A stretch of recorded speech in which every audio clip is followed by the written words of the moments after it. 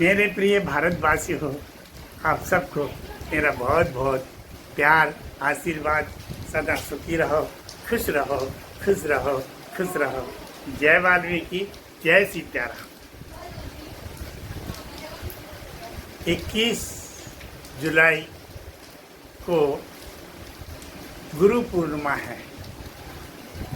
गुरु पूर्णिमा का महत्व बहुत बड़ा महत्व है। इसीलिए तो गुरु ब्रह्मा गुरु विष्णु की स्तुतियाँ की जाती हैं, गुरु की स्तुति की जाती है। हर शुभ काम के पहले जो है गुरु स्तुति की जाती है। लेकिन कुछ लोग नहीं समझ पाते हैं गुरु के बारे में, गुरु का कितना बड़ा पद है, गुरु के पद की महिमा क्या है। ये बहुत समझने की बात है। लेकिन बहुत सारी समाज इस बात को समझती है, इसलिए उनमें एकता है। और जो नहीं समझती है उनमें एकता नहीं है। वो सपा छोटी स्तर के लोग कहलाते हैं। जिस प्रकार से पढ़े लिखे लोग कहलाते हैं और अनपढ़ लोग अनपढ़ कहलाते हैं, ऐसे ही गुरु स्तुति को समझना और गुरु को मानना, ये जो समझते हैं वो बड़े लोग कहलाते हैं और जो नहीं समझते हैं वो छोटे लोग कहलाते हैं। तो आज तारीख 11 जुलाई है। इस 11 जुलाई को आप लोगों के सामने हर साल में गुरु पूर्णिमा स्तुति की जो है मैंने हमेशा वीडियो बनाई है। आज भी मेरा मन हुआ है कि बनाऊं। तो मैं परमहंस महामंडलेश्वर संत वाल्मीकि मिट्ठू राम महाराज और मैं सत्य बोलने में पीछे नहीं रहता हूँ और लोगों को कहता भी हूँ कि सत्य ही सर्वश्रेष्ठ है, सत्य ही ईश्वर है। और जो सत्य से असत्य पर पहुंच जाता है तो नीच कहा है राक्षसों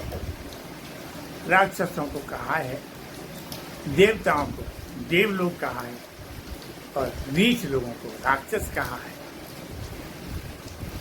इसी प्रकार से सब जाति भिन्न भिन्न है। अन्यथा तो ईश्वर की बनाई हुई सृष्टि में तो मानव है, सिर्फ मानव है, इसमें कोई जाति नहीं। अब हम मानव तो बन नहीं पाए सभी लोग, और जातियां बना ली। पहले मानव बन जाओ तो फिर क्या कहना है। मानव नहीं बन पाए हैं और नीच ऊंच के चक्कर में जाति बना के बैठे हैं, जबकि जाति एक है मानव, दूसरी कोई नहीं, कोई शास्त्र में नहीं। कर्म के आधार पर जो है देवता कहा है और जिनके कर्म खराब है उनको राक्षस कहा है। ये दो जाति इस प्रकार की है शास्त्रों में और कहीं नहीं। तो गुरु पूर्णिमा जो है मनाना है 21 जुलाई को। तो जो लोग गुरुमुख हैं वो गुरु पूर्णिमा के दिन हर हालत में गुरु आश्रम पहुंचते हैं, गुरु चरणों की वंदना करते हैं और गुरु दक्षिणा देते हैं। तन मन धन से जो भी कुछ बनता है, जिनके पास जैसी श्रद्धा है, और श्रद्धा जिसके पास है वो तो कुछ भी मत दी, लेकिन जिनके पास श्रद्धा है तो बहुत, लेकिन दे रहे हैं 10 रुपये, हैं तो हजारों और दे रहे हैं 1000 रुपये, हैं तो लाख और दे रहे हैं 2000 रुपये। इस प्रकार की भावना वाले, और जिनके पास कुछ नहीं है वो दूसरों से कर्जा लेकर के और करते हैं। मंदिर बनवाना है, मूर्ति स्थापना करना है, कुछ करने वाले हैं, बहुत बड़े लोग हैं, ऐसा करते हैं। तो गुरु पूर्णिमा मनाना सर्वश्रेष्ठ है। गुरु पूर्णिमा मनाने का महत्व जो है वो ये है कि सारे देवताओं में सर्वश्रेष्ठ गुरु है, और जिसने गुरु को मान लिया उसने सबकी पूजा कर ली, सबकी पूजा कर ली। और जिसने गुरु को नहीं माना है वो कुछ भी करे, इतने पैसे बर्बाद हो जाते हैं उसके अपने परिवार में खर्चा करने के लिए, हजारों नहीं लाखों, कहीं माँ के ऊपर कर रहे हैं खर्चा, कहीं पिता के ऊपर खर्चा कर रहे हैं, कहीं पत्नी के ऊपर खर्चा कर रहे हैं। और डॉक्टर लोग भी जो है खूब कमाते हैं, मरे मराए के ऊपर ऑक्सीजन लगा देते हैं और 2-2, 3-3 दिन उसी में गुजार देते हैं।